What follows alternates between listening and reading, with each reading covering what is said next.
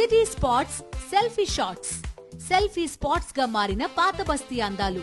పూర్తి వివరాలకు చదవండి రేపటి సాక్షి దినపత్రిక. వైజాగ్ స్టీల్ ప్లాంట్ ప్రైవేటీకరణ అంశానికి సంబంధించి సీఎం చంద్రబాబు చేసిన వ్యాఖ్యలపై కార్మిక సంఘాల నేతలు మండిపడుతున్నారు. ప్రైవేట్ స్టీల్ ప్లాంటు లాభాల్లో వెళ్తుంటే వైజాగ్ స్టీల్ ప్లాంట్ ప్రభుత్వ రంగంలో ఉండి నష్టాల బాట ఎందుకు పడుతుందో కార్మికులు ఆలోచించుకోవాలని చంద్రబాబు మాట్లాడారు. ప్రస్తుతం ఇదే అంశానికి సంబంధించి మాట్లాడదాం. మనతో పాటు ఐఎన్టీయూసీ యూనియన్ లీడర్ రాజశేఖర్ ఉన్నారు, మాట్లాడదాం. సార్, ఏంటి చంద్రబాబు గారి వ్యాఖ్యలను ఏ విధంగా చూడాలి? వైజాగ్ స్టీల్ ప్లాంట్కు ఎందుకు లాభాలు రావట్లేదో కార్మిక సంఘాలే ఆలోచించుకోవాలి. అన్ని సందర్భాల్లో సెంటిమెంట్ వర్కౌట్ కాదు అంటున్నారు, ఏమంటారు? చంద్రబాబు నాయుడు గారిని కార్మిక సంఘాలను కలిసినప్పుడు కూడా ఆయన చెప్పింది ఏంటంటే విశాఖపట్నం స్టీల్ ప్లాంట్ని నువ్వు చిత్తశుద్ధితో కృషి చేసి పరిరక్షిస్తా అని చెప్పడం అభినందనీయమే.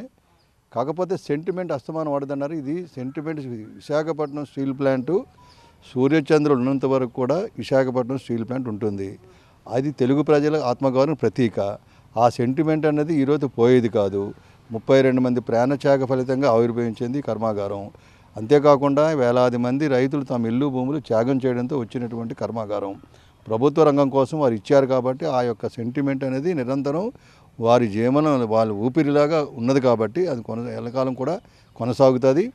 దీన్ని అందువల్ల ఆయన వేరే ఉద్దేశంతో చెప్పుండొచ్చేమో కానీ వ్యాపార సంస్థలు ఏ విధంగా ముందుకెళ్లాలని చెప్పి ఉద్దేశంతో చెప్పుండొచ్చు. కానీ విశాఖపట్నం స్టీల్ ప్లాంట్ అనేది ముమ్మాటికి ఎప్పటికీ కూడా సెంటిమెంటే.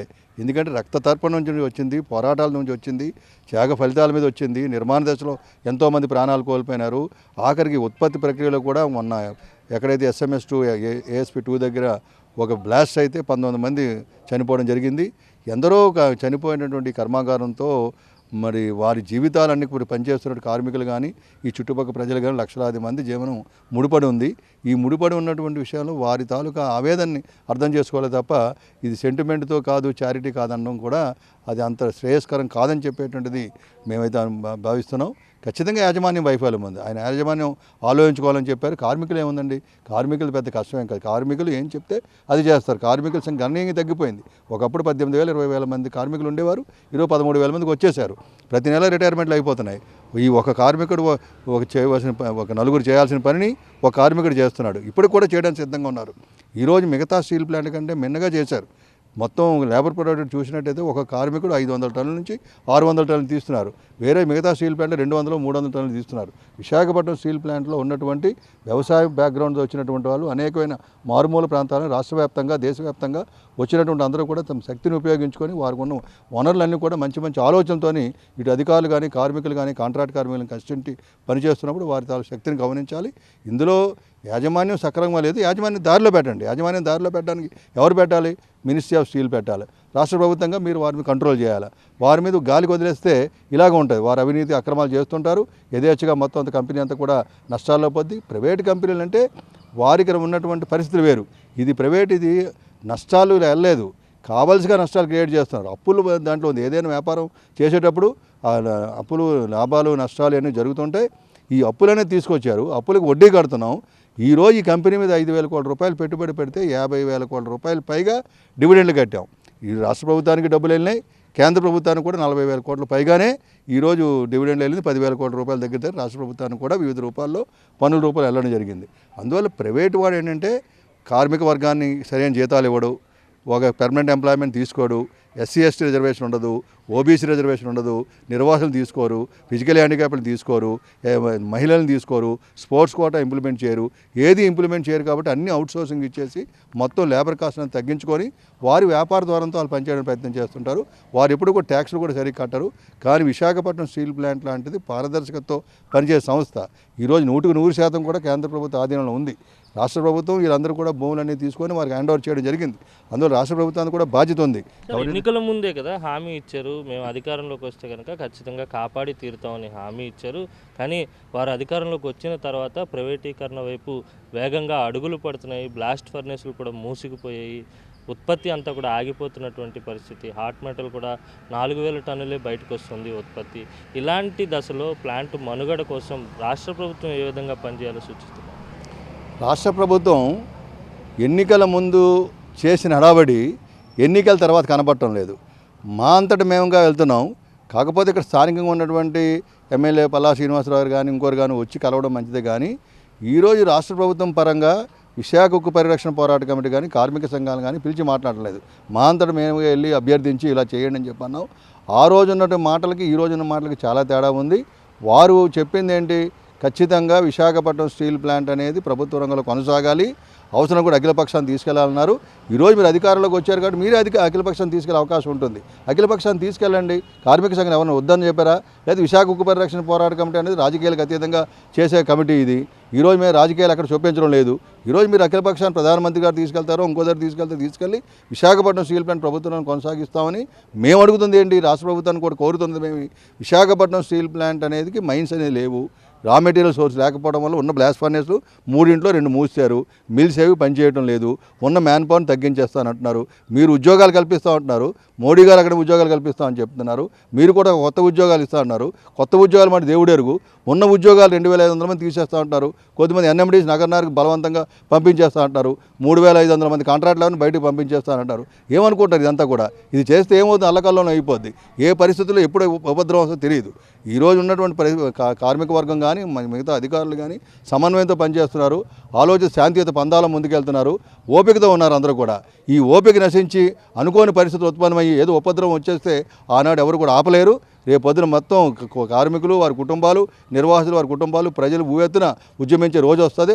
ఆ సమయంలో ఖచ్చితంగా కేంద్ర రాష్ట్ర ప్రభుత్వాలదే బాధ్యత వస్తుంది. కాబట్టి దాని తగ్గట్టుగా కూర్చొని ఇమీడియట్గా మేనేజ్మెంట్కి సరైన ఇన్స్ట్రక్షన్ ఇవ్వడం, గవర్నమెంట్ ఒత్తిడి తీసుకొచ్చి ఈ కర్మాగారాన్ని శైలిలో విలీనం చేస్తున్న ప్రకటన చేయండి. లేదంటే వర్కింగ్ క్యాపిటల్ 10,000 కోట్ల రూపాయలు తక్కువ లేకుండా ఇప్పించేటట్టు చేయండి. చేసి కర్మాగారాన్ని ఒక ప్రభుత్వ రంగంలో కొనసాగించి ఈ రిజర్వేషన్ విధానాలు, నిర్వాసులకు ఏదైతే 50% ఉద్యోగాలు ఉన్నాయో అది ఇవ్వడం కానివ్వండి, మిగిలిపోయి నిర్వాసులందరికీ ఉపాధి కల్పించే దిశగా చర్యలు చేపట్టి ఆ విధంగా మాట్లాడితే చాలామంది హర్షిస్తారు తప్ప ఈ విధంగా చారిటీ అని లేదా ఇంకోటని అంటే కొన్ని సందర్భాల్లో మా సెంటిమెంట్ మీద, మా తాలూకు ఆత్మగౌరవం మీద, ఆత్మక ప్రతీక మీద ఏదో మామూలుగా పుండు మీద కారం పోసినట్టో లేకపోతే దాన్ని ఇబ్బంది పెట్టే పరిస్థితి ఏర్పడుతుంది. కాబట్టి అది కూడా దృష్టిలో పెట్టుకొని ముందుకు వెళ్ళాలని చెప్పేటది మా అభ్యర్థన. ఏదేమైనా ఈరోజు రాష్ట్ర ప్రభుత్వం కానివ్వండి, కేంద్ర ప్రభుత్వం కానీ ప్రధానంగా, ఎందుకంటే రాష్ట్ర ప్రభుత్వాన్ని ఎక్కువ నిందించలేం. కానీ ఇదేంటంటే రాష్ట్ర ప్రభుత్వాలకు ఆమోదం లేకుండా ఇట్టి పరిస్థితులు వాళ్ళు ముందుకు వెళ్ళరు. రాష్ట్ర ప్రభుత్వం ఖచ్చితంగా ఆమోదం చెప్పదని మేము భావిస్తున్నాం. కానీ ఒత్తిడి చేయాలి ఖచ్చితంగా. ఎందుకంటే మీ తాలూకా సహకారం లేకపోతే కేంద్ర ప్రభుత్వం, ఎన్డీఏ ప్రభుత్వం మనుగడ సాగించలేదు. గత పరిస్థితులు వేరు. గతంలో వాళ్ళకి పూర్తి మెజార్టీ ఉండేది బీజేపీ వాళ్ళకి, అందులో ఎవరి మాట వినేవారు కాదు. ఈరోజు మీ మాట వినాల్సింది ఎవరైనా సరే ఖచ్చితంగా మీకు అవకాశం వచ్చింది. ఈ అవకాశాన్ని సద్వినియోగం చేసుకొని విశాఖపట్నం స్టీల్ ప్లాంట్లో ఉన్నట్టు ఏదైతే మ్యాన్ పవర్ చాలామంది తగ్గిపోయింది, కొత్త రిక్రూట్మెంట్ స్టార్ట్ చేయాలి. ఉన్నటువంటి మొత్తం పూర్తి సామర్థ్యంతో కర్మాగారం నడిపించాలి. కావాల్సిన ఐరన్ ఓర్ మైన్ కానివ్వండి, లేదా బయట నుంచి ఏదైతే వస్తుందో కోకింగ్ కోల్ అన్నీ కూడా సమృద్ధిగా వచ్చేటట్టు మేనేజ్మెంట్ సక్రమంగా చేయడం లేదు. కాబట్టి వారి మీద చర్యలు చేపట్టండి. మేనేజ్మెంట్దే ఎప్పుడు కూడా తప్పు ఉంటుంది తప్ప కార్మిక వర్గాన్ని కాదు. ఎందుకంటే కార్మిక వర్గం కూడా ఏదైతే గవర్నమెంట్ ఆఫ్ ఇండియా టార్గెట్లు ఇస్తుందో ఆ టార్గెట్లు అన్నీ కూడా ఇచ్చింది మినిస్ట్రీ ఆఫ్ స్టీల్ ఇస్తున్నారు.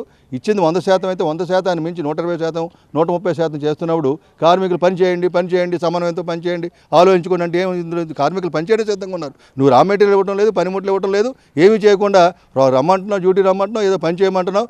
రకరకాలటువంటి ప్రాబ్లమ్స్ వస్తున్నాయి. కొన్ని సందర్భాల్లో సేఫ్టీ సమస్యలు ఎదురవుతున్నాయి, ఎన్విరాన్మెంట్ సమస్య ఎదురవుతుంది. వీటన్నింటినీ కూడా అధిగమించి ఈరోజు కర్మాగారాన్ని కాపాడుకోవాలని పనిచేస్తున్నాం. జీతాలు ఇవ్వడం లేదు, చాలా కాలం జీతాలు లేవు. ఆఖరికి ఈరోజు సెప్టెంబర్లో ఉన్నాం, ఆగస్టు నెల జీతంలో సగం జీతం ఇచ్చారు, ఇంకా సగం జీతం కూడా ఈ రోజు వరకు కూడా ఇవ్వలేదు. చాలామంది కాంట్రాక్ట్ కార్మికులకు 2 నెలలు 3 నెలలు కూడా జీతాలు రాని పరిస్థితుంది. ఇది అర్థం చేసుకొని రాష్ట్ర వ్యాప్తంగా చేస్తున్నటువంటి మా కార్యక్రమానికి మద్దతు ప్రకటికి కేంద్ర ప్రభుత్వం మండలించడానికి ప్రయత్నం చేయాలి.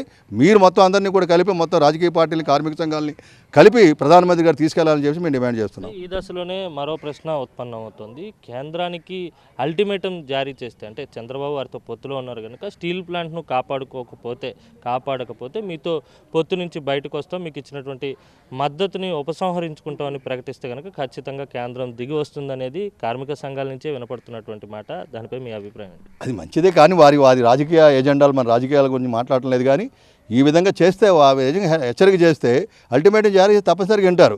ఏదో జమిలీ ఎన్నికలనో లేదా ఇంకోటి అని వాళ్ళు అంటున్న పరిస్థితుల్లో ఈరోజు ఇక్కడ ఉన్నటువంటి వాస్తవాలన్నీ కూడా ఆంధ్రప్రదేశ్లో ఏకైక పెద్ద పరిశ్రమ విశాఖపట్నం స్టీల్ ప్లాంట్. ఎందరో ప్రాణత్యాగాలు చేసి ఎంతోమంది పోరాటాలు చేస్తే ఊరికనే వచ్చింది కాదు. ఇందిరాగాంధీ గారి తాలూకా మెడలు వంచి ఆవిడని ఒప్పించి మొత్తం మీద ఆ రోజు అందరూ కూడా సాధించుకున్నారు. అటువంటి కర్మాగారాన్ని మరి ఇంకోటి కట్టగలమా? ఎవరైనా చేయగలరా? ఇంత ల్యాండ్ బ్యాంక్ ఉన్నది, సముద్ర తీరాన ఉన్నటువంటి కర్మాగారం భారతదేశంలో ఎక్కడైనా ఉందా?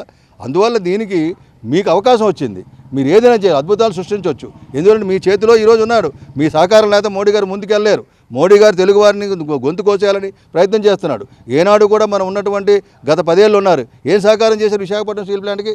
ఒక్క సహకారం అందించలేదు. మరి ఈరోజు మళ్ళా అధికారంలోకి రాగలిగారు వాళ్ళు. అధికారంలోకి వచ్చి ఈరోజు ఇంకా వాళ్ళందరూ కూడా స్టాండ్ ఎక్కడ మారింది? మన గొల్లబాబురావు గారు ఎంపీ గారు లెటర్ అడిగారు.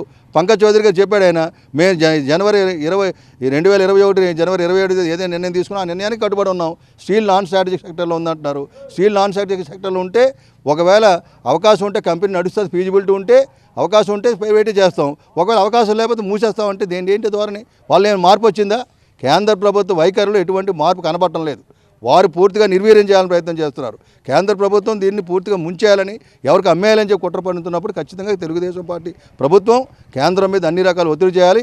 అవసరమైతే అల్టిమేటం ఇచ్చి మేము బయట తప్పుకుంటామని చెప్పి మాట అంటే ప్రజలు మిమ్మల్ని అందరం కూడా హర్షధ్వానాల మధ్య మిమ్మల్ని అందరం కూడా ఊరేగించే కార్యక్రమాలు కూడా జరుగుతాయనే విషయాన్ని తెలియజేస్తున్నాం. ఇది మొత్తం మీద తెలుగుదేశం పార్టీ కేంద్రానికి ప్రకటించినటువంటి మద్దతును ఉపసంహరించుకుంటామని హెచ్చరిస్తే కనుక స్టీల్ ప్లాంట్ను ఖచ్చితంగా కాపాడుకోగలుగుతాం, తద్వారా స్టీల్ ప్లాంట్ మనగలుగుతుందనేది మంత్రి రాజశేఖర్ చెప్తున్నటువంటి మాట. వీడియో జర్నలిస్ట్ రమేష్ రెడ్డితో కలిసి అనిల్, సాక్షి టీవీ, స్టీల్ ప్లాంట్ నుంచి.